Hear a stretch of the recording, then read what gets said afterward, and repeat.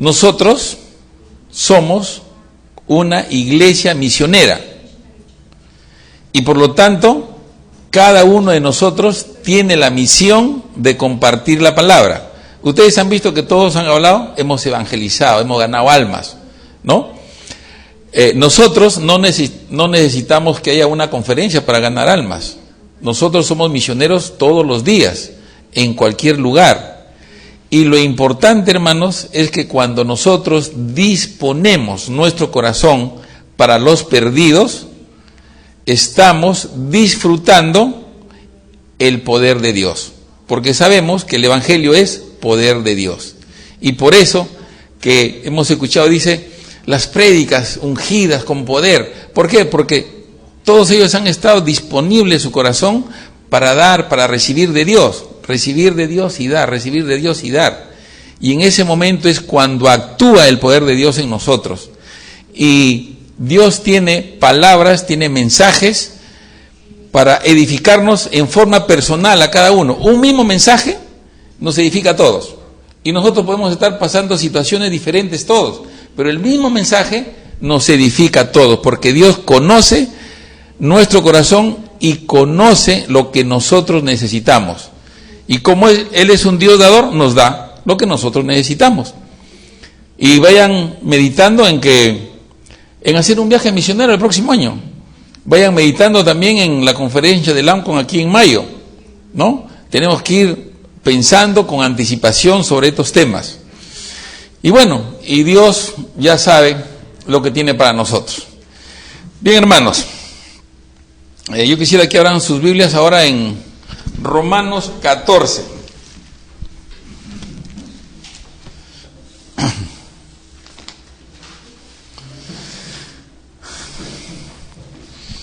Vamos a leer del versículo 1 al versículo 5. La palabra del Señor dice así: recibid al débil en la fe, pero no para contender sobre opiniones, porque uno cree que se ha de comer de todo, otro que es débil come legumbres. El que come no menosprecie al que no come, y el que no come no juzgue al que come, porque Dios le ha recibido. ¿Tú quién eres que juzgas al criado ajeno? Para su propio Señor está en pie o cae, pero estará firme, porque poderoso es el Señor para hacerle estar firme. Uno hace la diferencia entre día y día, otro juzga iguales todos los días.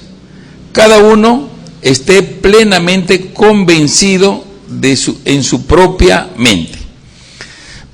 Señor, estamos reunidos aquí con un propósito, Señor, de recibir tu amor a través de tu mensaje, a través de tus palabras. Nosotros somos tu iglesia, Señor, pertenecemos al cuerpo de Jesucristo, y de cuyo cuerpo nuestro Señor es la cabeza, y queremos recibir, Señor, de esa cabeza, de nuestro Señor, de nuestro Salvador.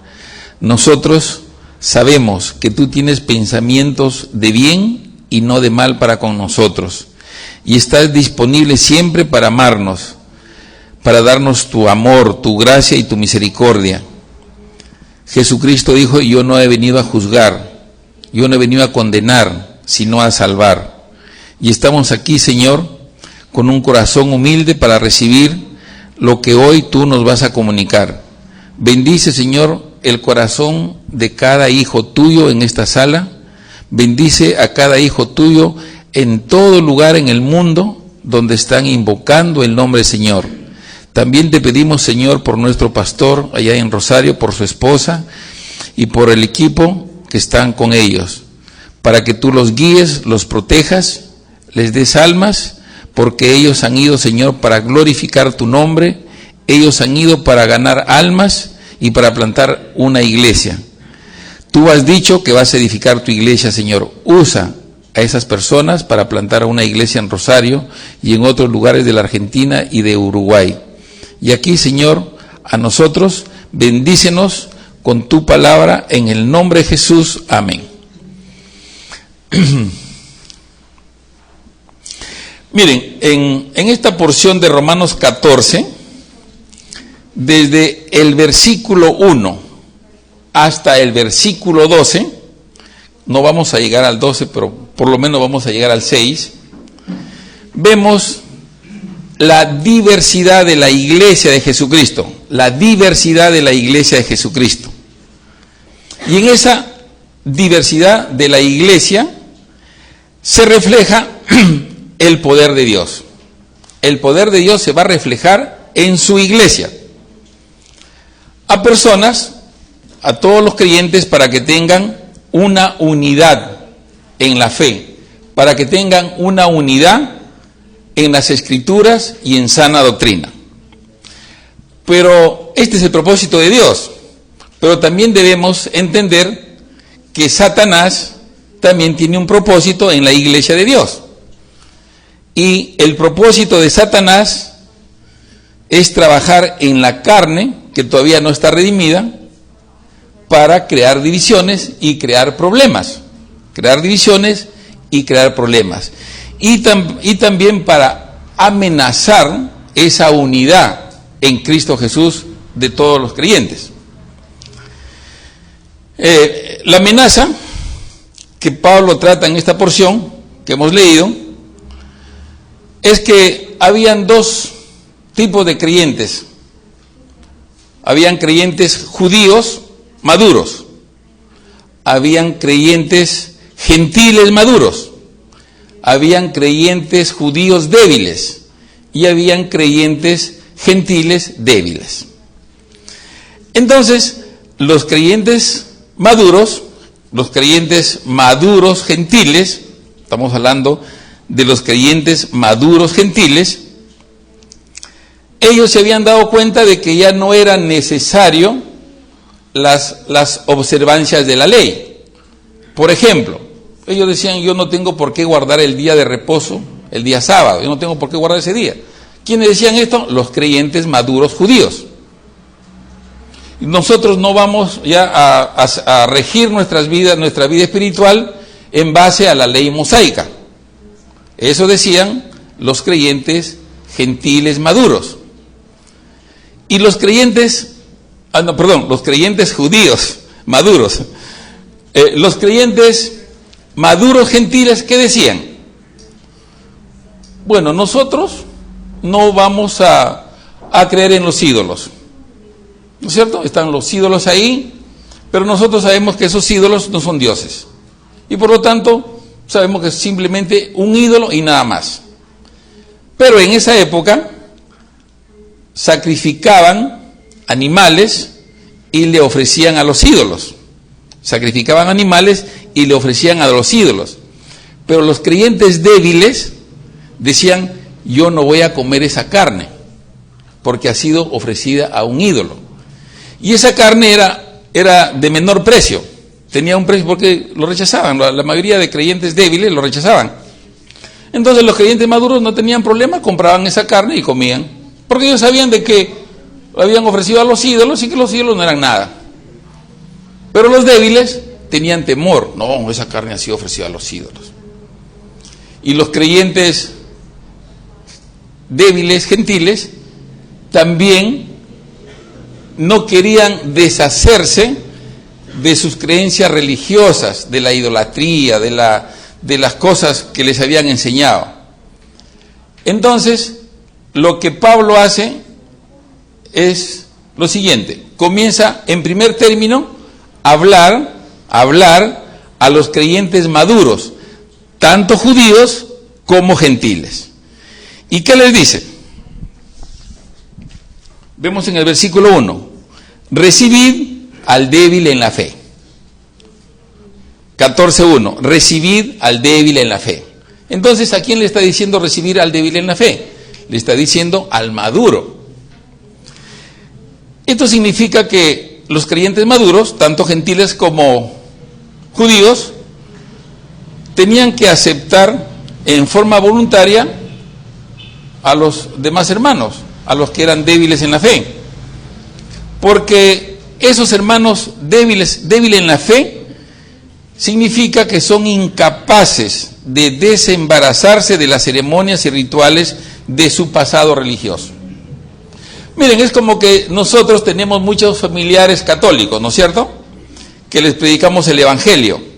Ellos reciben el Evangelio, escuchan que Jesús vino, pagó por nuestros pecados, escuchan, les explicamos, les leemos la Biblia, le damos versículos bíblicos, pero después ellos siguen rezando su rosario, ellos siguen rezando a la Virgencita, ¿no es cierto?, porque es difícil separarse de esa tradición que tienen. Yo tenía una experiencia con una tía que le explicamos, le leí la Biblia, oramos, y ¿saben qué nos dijo después de que escuchó? Ella aceptaba porque escuchaba la Biblia, pero dijo, ¿qué quieres que haga? Pues hijito, me dice, si toda la vida yo me criaba en la misa, en las novenas, para mí es difícil. Así me dijo, para mí es difícil. Pero yo le dije, ¿sabes qué? Yo no te estoy diciendo que dejes eso. Lo que yo te estoy diciendo es que recibas a Cristo como tu Señor y tu Salvador. Lo que tú estás recibiendo acá es el mensaje del Evangelio. Y Dios no te pide que dejes. Dios te va a convencer algún día que dejes. Porque no es como un acto de magia que le predicas el Evangelio y se van a olvidar de todo su pasado religioso. Y nosotros no debemos juzgar a esas personas. Yo tengo mis hermanas. En esta época, justo en esta época, es la época, en Trujillo, están en Trujillo y en Chimbote. En esta época, ellos celebran la Virgen de, creo que es de la Puerta, no, del Rosario, la Virgen del Rosario.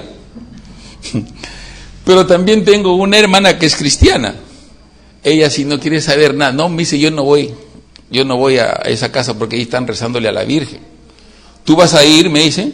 Y yo le digo, sí, claro, yo voy a ir. Y hacen comida y yo voy y como su comida. Y le digo, sírveme la presa más grande todavía, ¿no? Y ahí está la Virgen, con velas, con flores. Un día antes la Virgen está por ahí toda cochina, toda que ni lo limpian, está ahí debajo de la escalera. Pero cuando va a llegar el día ya lo limpian, lo visten, le ponen sus cosas y lo ponen en un altar y le ponen velas y prenden las velas. Pero yo no voy a ir a juzgar a esas personas, porque yo también en algún momento he estado adorando a esa Virgen, ¿no? Pero ¿qué oportunidad tenemos para explicarles el Evangelio a esas personas? Entonces yo les dije, y eran como 30, 40 personas, y les dije, ustedes han venido a adorar a la Virgen del Rosario. Claro, nosotros somos devotos de la Virgen del Rosario años.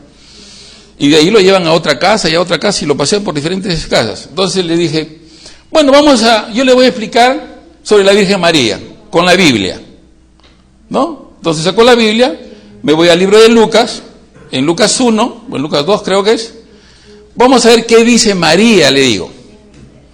Y hay una porción en Lucas que dice, María dice, mi alma se regocija en Dios mi Salvador. Entonces le dije, miren, María lo que está diciendo que Jesucristo es su Salvador. Y después dice, Dios ha visto la bajeza de su sierva, la humildad de su sierva. O sea, María no dice yo soy la gran cosa, yo soy el asunto. María dice que es una sierva de Dios y que ella se regocija en Dios su Salvador. Y ese Dios su Salvador se llama Jesucristo. Entonces, si ustedes están unidas a María, ustedes tienen que hacer lo que María les quiere llevar a Jesucristo. Ustedes vienen a María para que también tengan la misma confesión, que confiesen a Jesucristo como su Dios, como su Salvador. Entonces la gente escucha el Evangelio, pero si yo voy a decirles, oye, ¿ustedes qué hacen con este ídolo? ¿Por qué cocinan? ¿Por qué se reúnen acá? Me votan, pero nunca me dan la oportunidad de predicarles, ¿no es cierto? Y le digo, bueno, vamos a orar, vamos a hacer una oración, el que hace la oración en su corazón, hoy mismo también Jesucristo, así como fue su Salvador de María, va a ser su Salvador de la persona que ora de acuerdo a su corazón. Entonces, eso tenemos que hacer nosotros, por eso que dice, son débiles, nosotros sabemos que son débiles. Si nosotros tenemos un poquito de conocimiento, estamos un poquito, es por la gracia de Dios, no por nosotros. Y Y si nosotros hemos recibido la gracia, tenemos que dar gracia también a esas personas. Y reciben el Evangelio. Y finalmente, ¿saben qué? Nosotros no vamos a convencer a las personas que reciban a Cristo. Nosotros predicamos el Evangelio y el Espíritu Santo tiene su ministerio que va a seguir trabajando en el corazón de esas personas. ¿Cuándo? No sé. Yo no soy el Espíritu Santo, pero yo sí sé que el Espíritu Santo le va a convencer en algún momento. Entonces aquí dice pues Pablo, recibir al débil en la fe, pero no para contender sobre opiniones, ¿no? Yo no vengo a ¿qué crees tú? ¿Qué creo yo? No. Yo no vengo a contender con lo que tú crees. Yo vengo a darte un mensaje. Yo vengo a darte los pensamientos de Dios. En cualquier momento, en cualquier oportunidad. Dice, porque uno cree que ha de comer de todo. El que es maduro, dice, yo puedo comer de todo, yo no tengo problema. Si la carne es sacrificada para los ídolos, igual yo la como. Igual la como. Dice, otro que es débil, come legumbres, ¿no? Come legumbres. No, yo no puedo comer esa carne es sacrificada para los ídolos. Pero yo que soy maduro no le puedo juzgar. No, tú come nomás. Déjalo que coma sus legumbres. Déjalo que coma. Que sea vegetariano si quieres. Más bien te comes tú su parte, ¿no? hasta que algún día él también sea convencido de que puede comer la carne, ¿no? Ahí dice. En el verso 3 dice, el que come no menosprecie al que no come.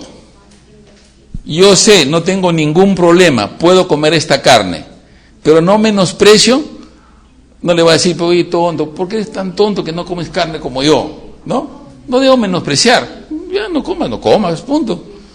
Come tus legumbres, como otra cosa, pero yo sí voy a comer. Por eso que dice, el que come no menosprecia al que no come.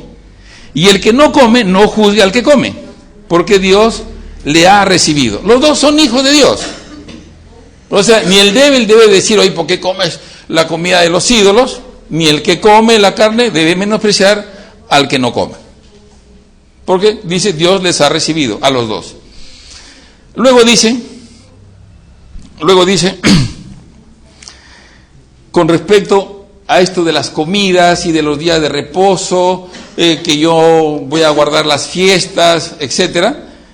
Cuando vamos a 1 Corintios 8, tenemos una porción que nos va a aclarar más todavía lo que estamos en esta tarde comentando. Romanos 8, desde el 1 al 13 lo vamos a leer. Pero 1 Corintios 8, 1 Corintios 8:1, ¿qué dice? En cuanto a lo sacrificado a los ídolos, sabemos que todos tenemos conocimiento. Miren, presten atención a esto, todos tenemos conocimiento. El conocimiento envanece, pero el amor edifica. Y si alguno se imagina que sabe algo, aún no sabe nada como debe saberlo. Pero si alguno ama a Dios, es conocido por él. Acerca pues de las viandas que se sacrifican a los ídolos, sabemos que un ídolo nada es en el mundo. Un ídolo no es nada. Acá dice la Biblia. Pues, aunque haya algunos que se llamen dioses, sea en el cielo o en la tierra, como hay muchos dioses y muchos señores, para nosotros, sin embargo, solo hay un solo Dios. Yo no tengo ningún problema de otros dioses. Yo sé que hay un solo Dios. Dice que hay un solo Dios, el Padre, del cual proceden todas las cosas. Y nosotros somos para Él y un Señor, Jesucristo, por medio del cual son todas las cosas y nosotros por medio de Él. Pero no en todos hay este conocimiento. Miren, o sea, no todos creen que hay un solo Dios, ¿no es cierto? no en todos, hay este conocimiento. Porque algunos, habituados hasta aquí a los ídolos, comen como sacrificado a ídolos, y su conciencia, siendo débil, se contamina. Si bien la vianda no nos hace más aceptos ante Dios, pues ni porque comamos seremos más, ni porque no comamos seremos menos. Pero mirad, que esta libertad vuestra no venga a ser tropezadero para los débiles. En eso hay que tener cuidado, o sea, si somos fuertes, si somos maduros, esa madurez y ese conocimiento que no sea pues tropezaderos para que los que todavía están empezando recién a tener el conocimiento no se desanimen, ¿no? No se desanimen. Porque si alguno te ve a ti que tienes conocimiento, sentado a la mesa en lugar de ídolos, la conciencia de aquel que es débil no será estimulada a comer de lo sacrificado a los ídolos. Entonces, ¿tú te imaginas a un creyente débil viendo a un creyente maduro sentado en la mesa comiendo la carne de los que han sido sacrificadas para los ídolos? Él va a decir, ¿cómo está comiendo eso? Está comiendo esa cosa, ¿no? O sea, va a ser un tropezadero para el débil. Pero también dice, y en el versículo 11, y por el conocimiento tuyo se perderá el hermano débil por quien Cristo murió. Entonces nosotros no debemos causar que un hermano débil se desanime de seguir a Cristo, porque Cristo murió por todos nosotros, tanto por el fuerte como por el débil. Y nosotros también hemos sido débiles en algún momento, no sabíamos nada, ¿no es cierto? Y tampoco sabemos, no creemos que sabemos. Dice, el que cree saber algo no sabe nada.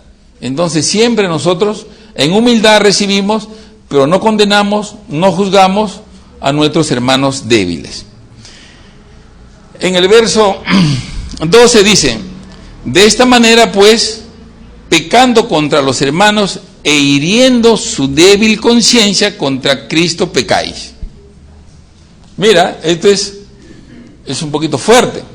Si nosotros pecamos, contra Cristo pecamos, porque Cristo está en el hermano débil, Cristo vive en todos nosotros, ¿no es cierto?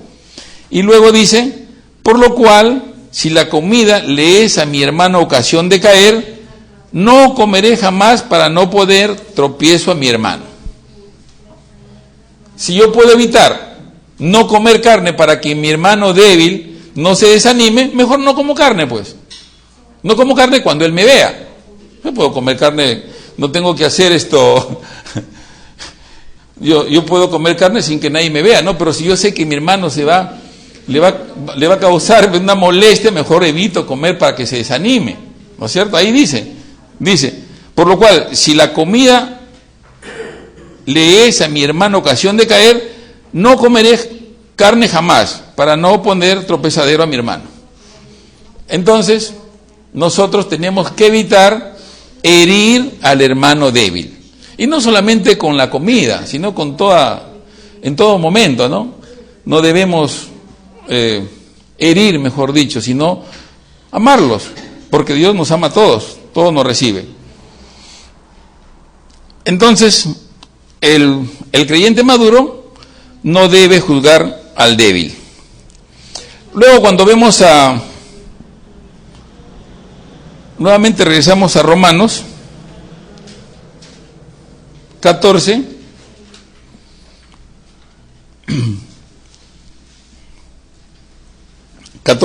dice, se hace una pregunta, ¿tú quién eres que juzgas al criado ajeno?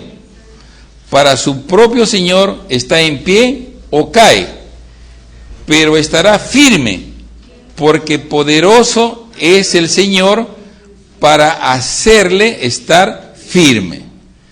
O sea, si nosotros estamos firmes, es porque el Señor es poderoso para que nosotros sintamos estar firmes. Nosotros no podemos sentirnos firmes en nuestra propia fuerza. Si somos firmes es porque el Señor es poderoso para hacernos firmes. Dice la palabra, ¿no? Entonces, lo que importa Lo que importa, de verdad, es cómo evalúa Cristo, tanto al débil como al maduro. Nosotros no debemos sentirnos evaluados por nadie, ni debemos evaluar a nadie. Lo importante es cómo evalúa Cristo a cada uno de los creyentes, sean fuertes, sean maduros o sean débiles. Y su juicio no tiene en cuenta la tradición religiosa. Para Cristo él no va a tomar en cuenta la tradición religiosa ni la preferencia personal. Eso es importante. O sea, Cristo no está averiguando qué has sido, a qué religión has pertenecido, qué has hecho, ni cosas por el estilo. Porque en Romanos 8:33 dice lo siguiente. Vamos a Romanos, en el capítulo 8, en el verso 33, dice: ¿quién acusará a los escogidos de Dios? Dios es el que justifica. Entonces, ¿quiénes son los escogidos de Dios? El creyente maduro y el creyente débil, sea judío, sea gentil. Y en el verso 34 dice: ¿quién es el que condenará? Cristo es el que murió. O sea, no nos condena. Cristo no nos condena. Y entonces, ¿por qué nosotros debemos estar condenando? Más aún el que también resucitó, el que además está sentado a la diestra de Dios, y el que también intercede por nosotros. O sea, Cristo está intercediendo perpetuamente por cada uno de nosotros. Y nosotros vamos a estar condenando. Y nosotros vamos a estar acusando. ¿Y qué dice la palabra? Si nosotros estamos condenando a nuestro hermano, estamos pecando contra Cristo. Contra Cristo. Muy bien. También en 1 Corintios 4, 1 Corintios 4,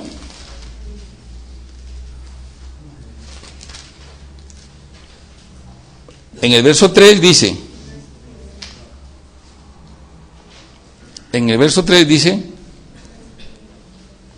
yo en muy poco tengo el ser juzgado por vosotros, se está diciendo Pablo, o por tribunal humano, y ni aún yo me juzgo a mí mismo, porque aunque de nada tengo mala conciencia, no por eso soy justificado, pero el que me juzga es el Señor. Nada más. Y en Colosenses 2:16 vemos también lo que Dios nos dice. Colosenses 2:16 dice bien claro: por tanto, nadie, dice nadie, no dice alguno, dice nadie os juzgue en comida o en bebida. O sea, no debe ser un problema esto de la comida, de la carne, de los sacrificios, de las legumbres, etcétera. No es un problema, porque dice nadie os juzgue. Nadie os juzgue en comida o en bebida, o en cuanto a días de fiesta, luna nueva o días de reposo. Por ahí si alguien te dice: hoy ¿tú trabajas el sábado? Sí, yo trabajo sábado, porque dice el Señor que nadie me juzgue en comida en días de fiesta o en día de reposo. No hay problema, nadie debe juzgar.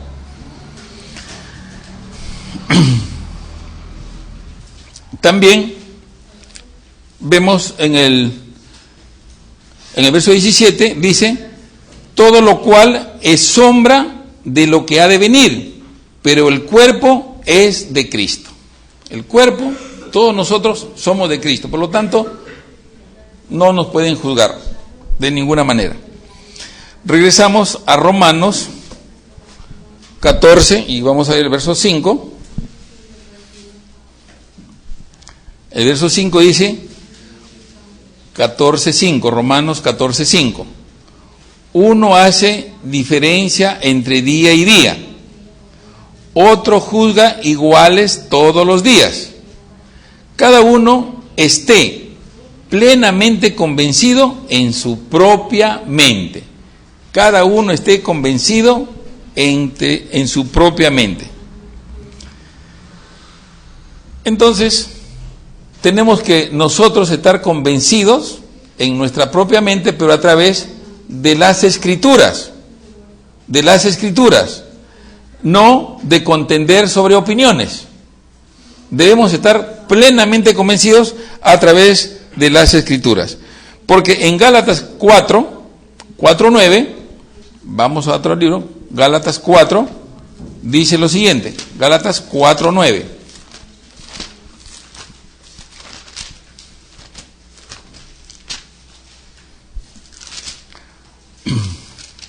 Gálatas 4:9. ¿Qué dice la palabra del Señor? Aquí está. Gálatas 4:9. Y vamos a ir hasta el verso 11. Dice, más ahora, miren, más ahora, conociendo a Dios, o más bien siendo conocidos por Dios, ¿cómo es que os volvéis de nuevo a los débiles y pobres rudimentos a los cuales os queréis volver a esclavizar? O sea, cuando tú ya recibes a Cristo, eres libre de los rudimentos de la ley, de las comidas, de la bebida, de las fiestas, de los días de reposo, del sábado. Eres totalmente libre. Y Él no quiere que nos volvamos a esclavizar, ¿no? Los judíos débiles querían circuncidarse, querían observar la ley de mosaica, pero dice ya no, porque ese es volver a la esclavitud. Y en el verso 11 dice, en el verso 10 dice, guardáis los días, se hace una pregunta, dice, guardáis los días, los meses y los tiempos y los años. Me temo de vosotros que haya trabajado en vano con vosotros. Él no quiere que volvamos a nuestra tradición antigua, porque Pablo dice, ¿y qué he hecho con ustedes? Temo que no me han entendido, he trabajado por las puras, ¿no? Porque Él quiere, Él estaba enseñando que Cristo ya nos ha dado una libertad total, y Él no quiere que volvamos a la esclavitud. Colosenses 2:16 y 17 también ya lo leímos, y esto es lo que en esta noche estamos viendo hasta el versículo 5, hasta el versículo 5. Todavía tenemos un poco más de tiempo y es importante, después de meditar estas porciones, en el tiempo restante vamos a tener unos 5 minutitos para que vayan al baño, salgan a tomar su agua, unos 5 o 8 minutos, y de ahí vamos a tener un rap sobre lo que hemos meditado en esta tarde, ¿ok? Porque todavía tenemos hasta las 9, entonces unos 5 o 8 minutos y vamos a tener un rap. Bien, entonces quedan en libertad por poco tiempo.